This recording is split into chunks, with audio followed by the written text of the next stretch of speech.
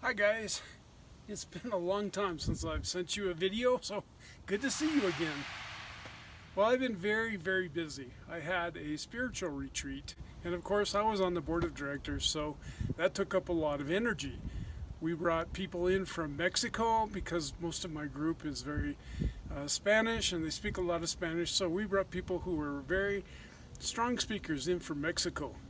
Then, of course, wouldn't you know it, in the middle of this, when I need my vehicle to transport all these people around and get where I need to go, the van broke down. So I spent a fair number of nights on the floor in my spiritual group, and fortunately I have a spiritual group. So I wanted to take a moment and talk about an event that passed, I believe yesterday, with the death of Anthony Bourdain. Most of you know who he is, a tremendous adventurer, a great storyteller, the guy in the world that you would think has the most, traveling all over, millions of dollars, fame and fortune and all of that. And he still decided to take his own life. And people say, well, if you're thinking about suicide, why don't you call this number? Well, the problem is, and unfortunately, I've suffered from severe depression, especially in my younger years.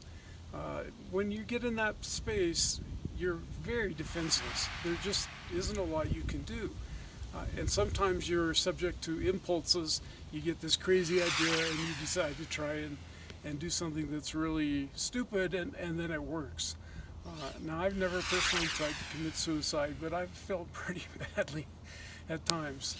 In more recent years, I've discovered a spiritual group, and surprisingly, I think that more than anything was a big help to me when things were really down, when the chips were down. And trust me, the chips are down for everyone.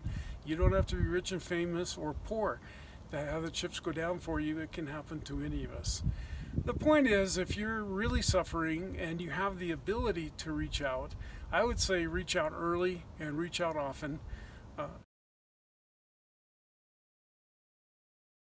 But if you don't have the ability, then it's up to all of the people around you, all the people around me, all the people around each other, to be on the alert as best we can.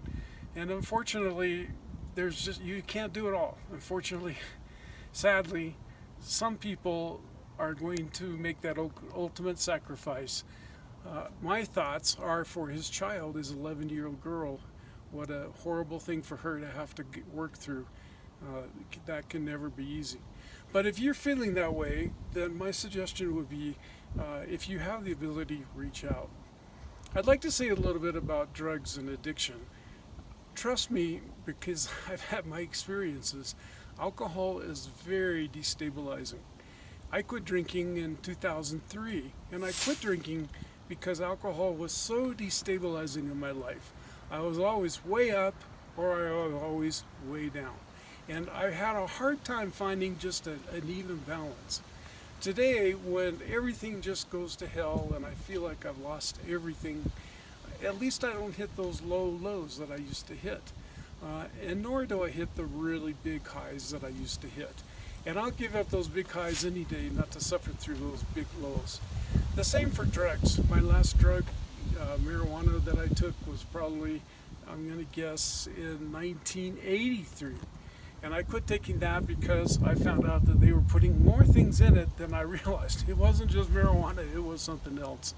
And I've experimented through my life with other drugs and found that ultimately, at the end of the day, they just bring destruction. They bring bad things. And for the moment, they might make me feel better, but ultimately, they didn't do anything.